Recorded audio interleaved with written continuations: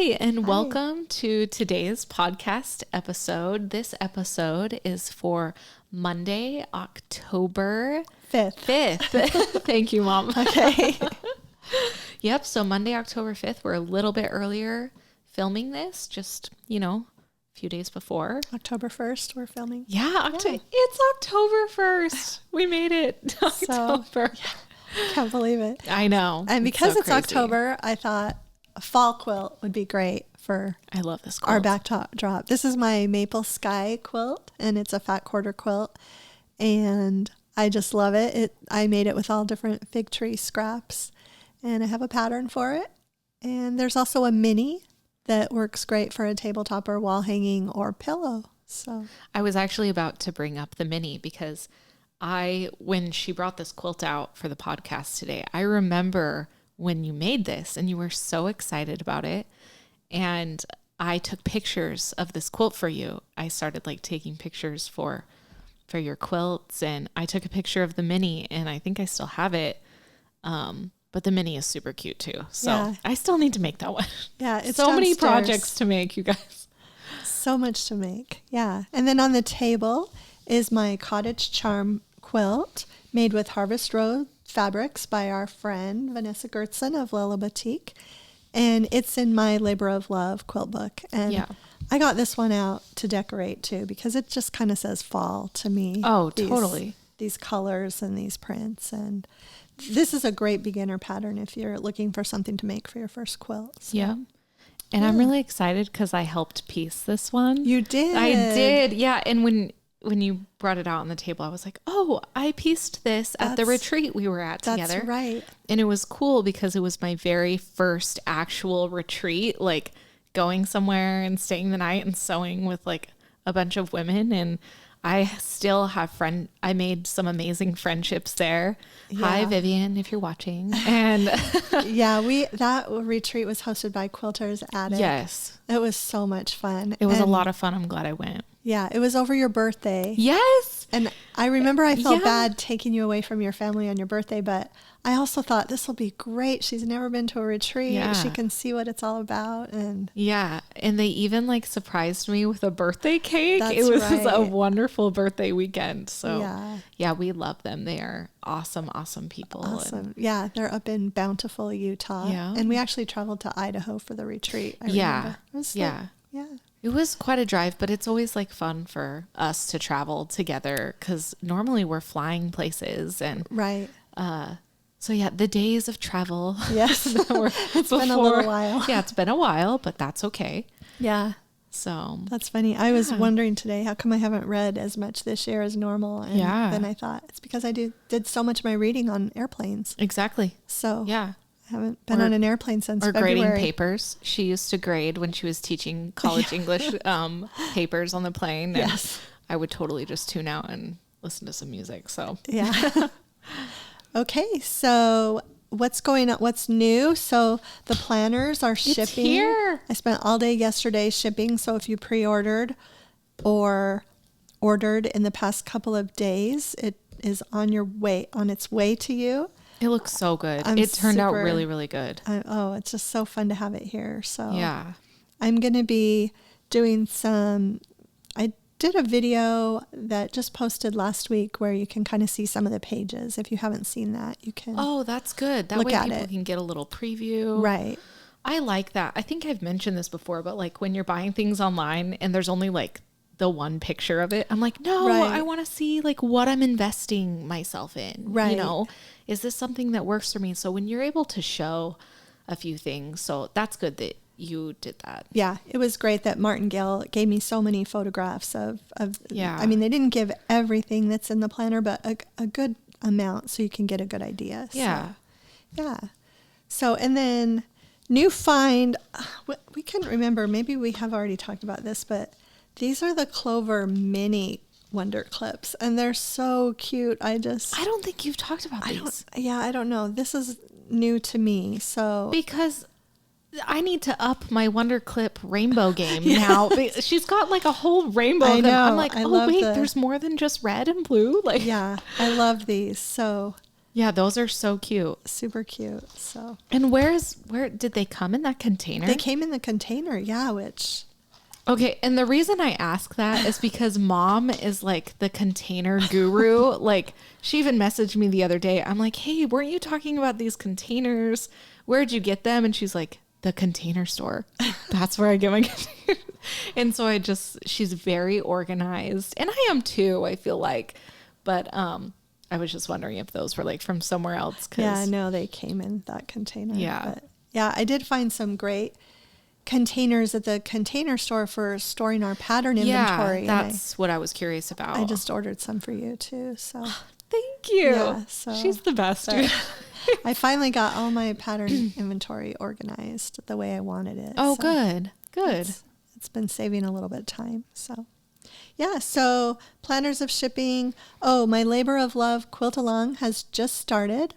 The first block released on Tuesday, September 30th. I didn't get it posted till late at night, but it's there. And then from now on, every Thursday, new block. Oh, awesome. So, Awesome. And the only downside of that is that the Balboa fabrics have been delayed. Yeah. We thought they were arriving, and I finally contacted somebody at Moda earlier this week, and some of the fabrics are there, but the problem is that they're not all there, and the pre-cuts were not there as of earlier this week. So it's just going to, it's just one of those things with everything that's going on. Yeah.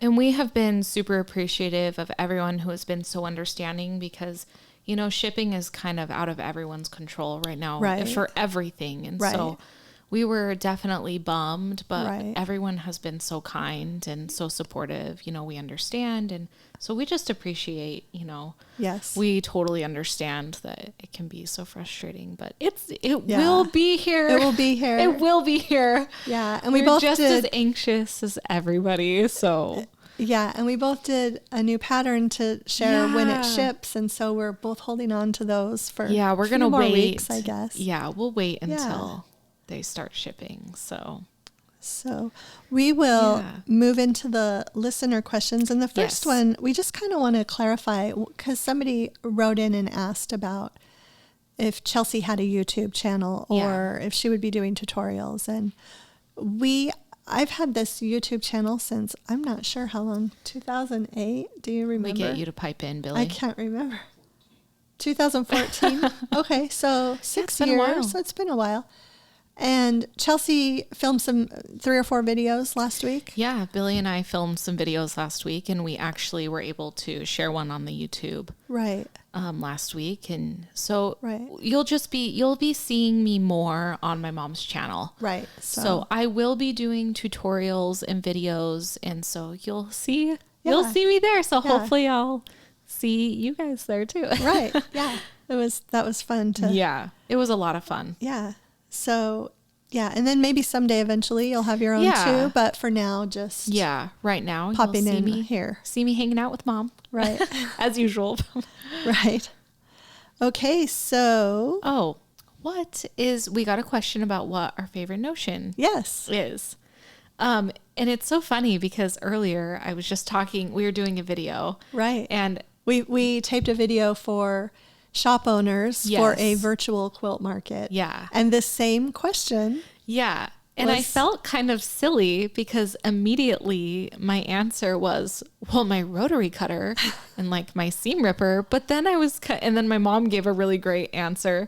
And I was like, oh, well, I guess those are just like general sewing. I mean, I can't do anything without them. And so that's, I don't know how I think feel. It's fine if that's your favorite notion. I would say though, like a different type of notion, because like obviously there's the ones you need. It's like you need a sewing machine and a cutting mat and all those things. Right. But I will always go back to the diagonal seam tape. And I shared that triangle ruler on here a couple episodes ago. Those are things that are obviously different notions for specific things that I love. So yeah. And on the other video I shared that I've just been loving triangle paper. I think for about the past year when I had kind of a little group of other Moda designers that really set out to convince me of its usefulness. And I actually time tested it. And if you're making a lot, it's the way to go. So that's one of my You are favorite notions. You make me smile. And You then- time tested it. I did. And then that mini simple folded corners ruler by Doug Lico. I love that too. Oh, that, and I Yeah. have that ruler. That is a great, that's a great And Wonder Clips. tool. I've been doing a lot of binding lately. Yeah, I I love have a Wonder confession to make. Mom, she wouldn't admit this. She's too nice. She has been binding quilts for me because she's trying to get caught up on her Grey's Anatomy before the next season premiere. She's like, "Oh, if you have any quilts to bind." So I literally went home and got like a stack of quilts, and I have more. Right. And she's so sweet. She's like, "I just finished a couple of your quilts, binding them up." I'm like, "You are too good to me, so thank you." Oh, well, I did pick up 2 of my own from the quilter today. Yeah, so you have some. I have to do those to first. keep you busy. Yeah. Oh, 3 before- actually. Yeah. So And one for me. So yeah. So. But yeah, favorite notion. There's so many. But yeah, I those do are- have to clarify though. I was really afraid to use the triangle paper. I just think it kind of scares me to like dive into something new, and I love it now. I think it's great. Yeah. It's almost like fun, Right. Because you're like watching the lines, and Right. so Especially for the smaller triangles. And yeah, I just love the they're perfect. triangle paper by Lisa Bonjean that is sized for charm squares. I think Yes. that was genius. Yeah, Because you can just grab some charm squares and there are a few different sizes that work with it. And it's so much easier than having to cut your fabric down to yeah. fit the triangle paper. You can just grab a charm square. yeah, and you're ready to go. Yeah. Okay. Another question is if we will be doing trunk shows. That came in. Yeah, I think definitely with the times. I mean, right now, I don't know. Right now, most events have been canceled, Yeah. but definitely that's Which is- something in the future. Yeah, definitely in the future we'll be Yeah. doing, those. So Yeah. And we've actually thought about doing some video trunk shows yeah, too, a virtual to one put that on people the can join YouTube in. channel. So Yeah, a live yeah, stream. a live stream. Yeah, that's right. We were talking about that the other day, Yeah. about doing a live stream so that we would do the trunk show and then questions could come in that we could answer Yeah, right then. Yeah. So that is in the works. We have that in the plans for the future. yeah. So, okay. This next one, this actually came in on my blog, this question. And she said, my backing shifted a lot the last time I did some straight line quilting on a baby quilt using my regular sewing machine. Do you have tips for this? And I can really sense your frustration because I've had that happen before. I generally iron my backing, iron my batting, iron the top. I just press it, and the ironing seems to help them stay together really well. And then I use safety pins. And I think that's like with a lot of things, you get better the more you do it. So Yeah. I haven't had the problem as much. I've quilted a couple of big pillows and table runners and have been pleasantly surprised. But I feel like that's, the other thing is I start in the middle and do one half of the project, and then I will check the back.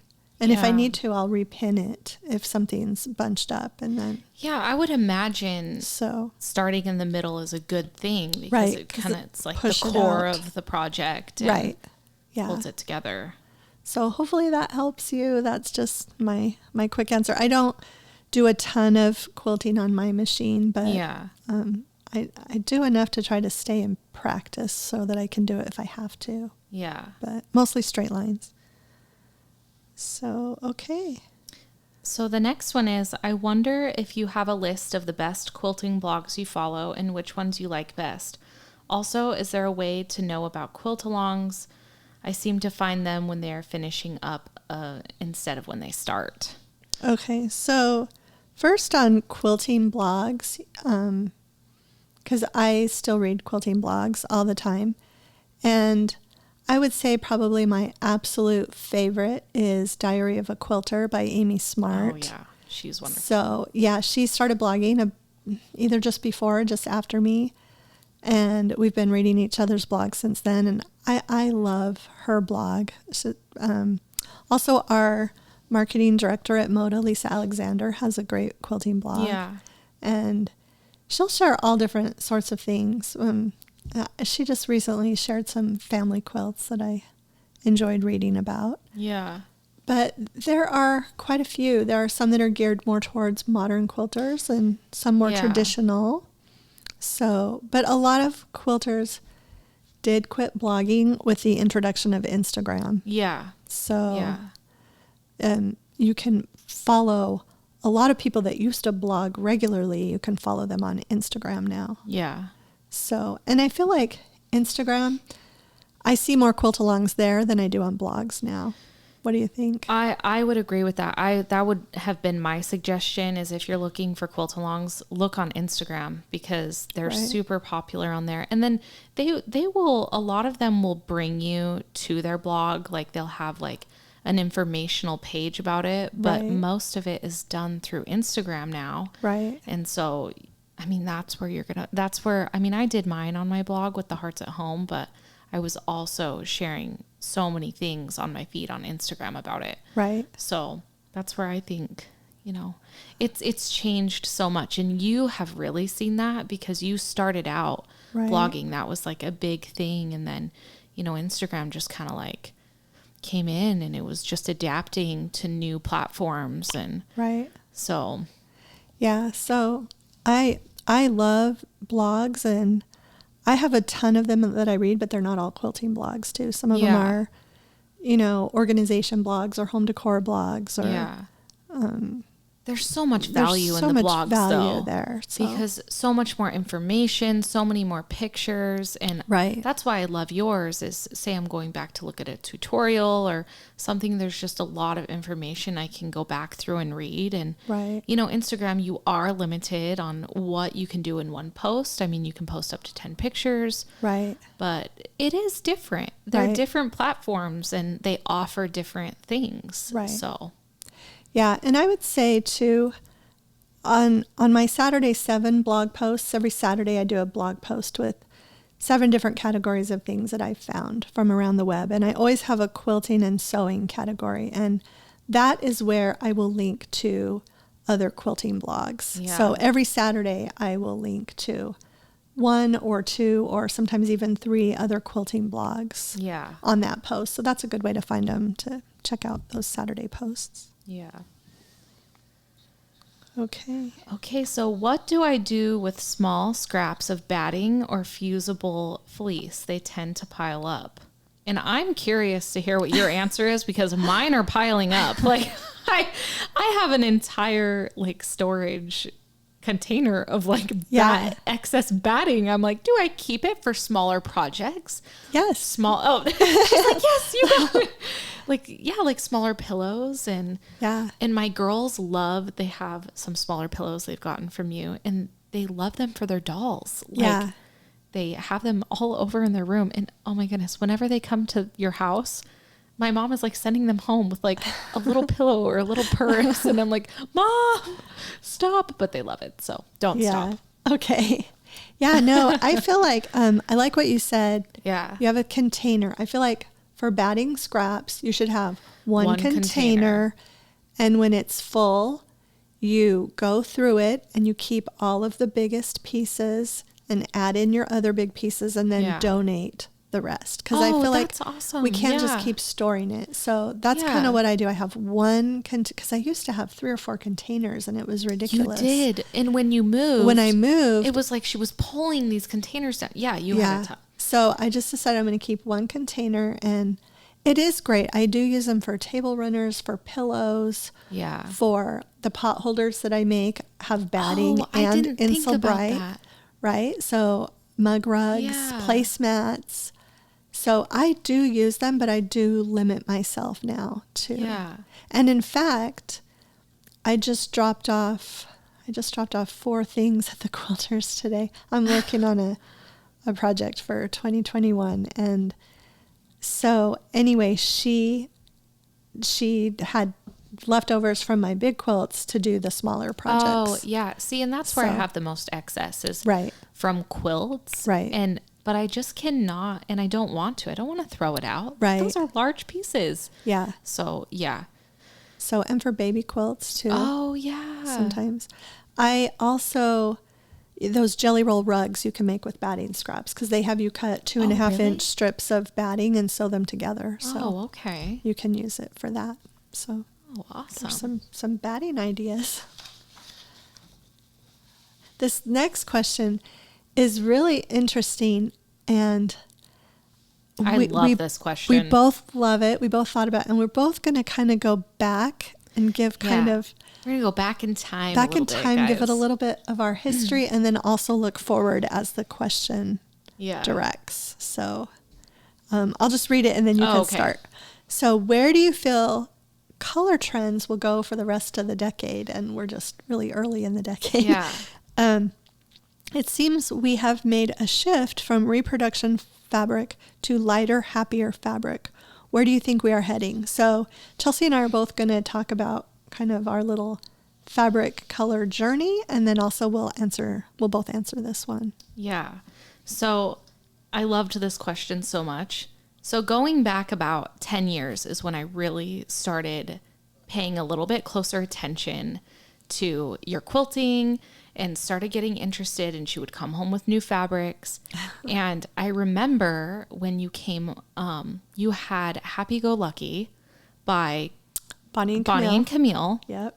And I just fell in love with it because it looked more modern. It was just brighter colors, modern, but it also did have that feel of reproduction, design in it. Right. Kind of like a 30s feel. Yes. Yeah. And it had a little bit of both, but that's what caught my attention was the brighter, bolder colors. And you have seen that in the industry, things shift, and definitely more modern quilting that it's been shifting towards, And so for me, I just feel like that's what I go to. I'm drawn towards, a lot happier. You'll see it in my designs. That's where you'll see it, is I love the happier, brighter fabrics. And that's kind of what I'm into, but it's also shifted and changed. I would also say I like a little bit of everything. I appreciate it more now. Right. Like I see these different designers and what they're designing and, what inspires them. And so I love looking at how different everyone is and, just everything they're designing. But I think as we go on, you're going to continually see trends change. You're going to see things brought back. I mean, something you saw when I first started 10 years ago might be brought. That's just how the design, any type of design, that's how they go. The trends, they come and go, and right. They also just reproduce themselves later on. There's a different take on everything, but yeah. I mean, I feel like I tend to stick to brighter and a little bit more bold. So right. My home is a little bit more modern, and so that's kind of what I tend to go for. Yeah. So, yeah. Okay, I'll try to condense mine because it kind of goes back a longer way because I'm old. But no, but I remember working at Cloth World back when I was a teenager, and I was really into sewing clothes then, and sewed a lot of dresses and shirts, and I even made samples for the store. And I always liked the brighter colors. But when I started quilting, my grandmother used very traditional colors. And so I was kind of shopping from her stash a lot in the beginning. So I used those fabrics, and then I found the Little Quilts books, and those were very traditional palettes too. And so kind of a lot of the early things that I did were darker. But then when I discovered quilting blogs in about 2007, here were these bright modern colors, and here was Amy Butler and Anna Maria Horner, prevalent with those designers, and Tula Pink, and all of these bright colors. And I was just enthralled with them and made several quilts with those brighter colors, I feel like. And then, I fell in love with Fig Tree. Oh yeah, for fall mostly. And I fell in love with Minnick & Simpson for 4th of July. And so now I have kind of a it's great because you can like more than one style, yes, and you can decorate with it seasonally. Yeah. So, but I do feel like there has definitely been a shift, and even the darker collections are maybe a little bit brighter. Yeah. and a little bit I would agree with happier, that. I would think. Yeah. So I think we've seen some more muted collections recently, like this Harvest Road is a Yeah. little bit more muted, and our Balboa collection is a little bit more muted. Yes, and still perfect for fall. So And I feel like you kind of need both. Yeah. You need the bright and happy. you need a and good balance. I need a like that you balance. said that you can like more than one thing. I definitely feel that. Like, Right. I started out sewing with a lot of fig tree, and that was during the fall. It was, right around Christmas time, and I was using the reds and greens. And Right. so I would definitely say, like I said earlier, just like appreciating it all, for what it is and Right. what it's designed, for. And so, Yeah. I mean, but we will continually see the trends change Definitely. and, Definitely. see And- them evolve, Yeah. which is so fun. That's like the best part of it all, is just seeing how design changes and something fresh and new. And actually something I love about Vanessa of Lella Boutique is you'll notice that all of her lines are something different.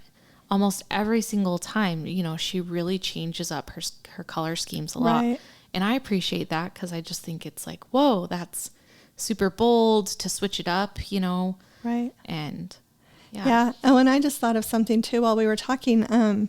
Our friend Lisa Bonjean, who is Primitive Gatherings and moda designer, she posted this week some of her fall decor photos, and she yes. posted these beautiful cheddar quilts that, It's the and prettiest just picture. gorgeous. And Yeah. all of a sudden, I want to make a cheddar quilt because I found a way that I can use it. Before, I always thought, why would I make a cheddar quilt? It wouldn't fit in my home. But then when I saw Yeah. hers and how she had decorated for fall using those cheddar quilts, I am just like, I have to make a cheddar quilt before Yeah. next fall, because that's how I can use that. And Yeah. so, yeah, so, you don't have to decorate it with something year round that you love, but you can, use it seasonally. But Yeah.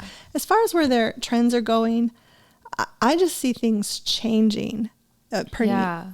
I feel like things will change more rapidly Yeah. and we'll probably have, all different kinds of colors come in and out, Yeah. because people just want to embrace what they love and Yeah. use it. And that's what's so great Right. about it is, Right. you're getting so many different things all the time. So. Yeah. Okay. So we've had some great topics. Yeah.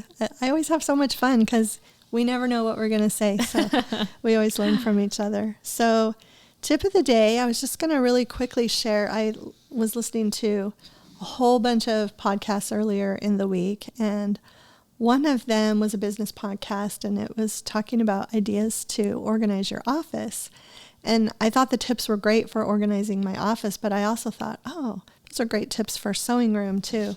So they shared to think about things that you should organize in these 5 different zones. Oh, I'm so excited. This I is haven't heard this great. before. So the 5 different zones are things you use every day. So for sewing, that's the things that your rotary cutter. My rotary cutter, you guys. Your seam ripper. So all those things should My be sewing machine. really close proximity.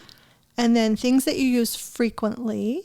Okay. So Rotary cutter. Right. So close proximity, maybe not right at the sewing machine, but within easy reach. Yeah. And then the third category was use occasionally. So that was stuff that they still felt like you should keep and kind of decide where it should go. Yeah. Even if it's, so say it's a specialty ruler like a log cabin. Yeah, it doesn't need to be out all the time. Doesn't need to be out all the time. You only use it occasionally. So, and then rarely used, they felt like, that could go in a closet or another storage area. Yeah. And then the 5th one was never used, and they suggested donate that stuff. Oh. So I was like, that's great. No, that is great. You can totally apply, that's meant for the business world, but you But can I totally love that you applied it to the a sewing room. Yeah, so that's Yeah, my tip of the day. great. Okay. Okay, so this is kind of a different review for today, but I was at the grocery store and the sweetest lady, I'm going to shout her out from our valley. I ran into her in the parking lot and she was so kind. She was like, I watch you and your mom on the podcast and you guys do such a great job and I just love it. And so It's kind of a different review, but it was really sweet to like hear her say those things and, you know, to stop me in the parking lot. And so that was really, really sweet of her. And I appreciated it so much. So thank you so much for that. You know who you are. So I think that's it for today. And our next episode will air on Monday, October 19th. Okay. Billy's giving us the head nod right now. Yes. So Monday, October 19th for the next episode. And we're so glad. Whether you're watching us on YouTube or listening in on your favorite subscriber, we are grateful that you're here and love the feedback and love the questions. We really, really appreciate it. And so, thanks so much for stopping by.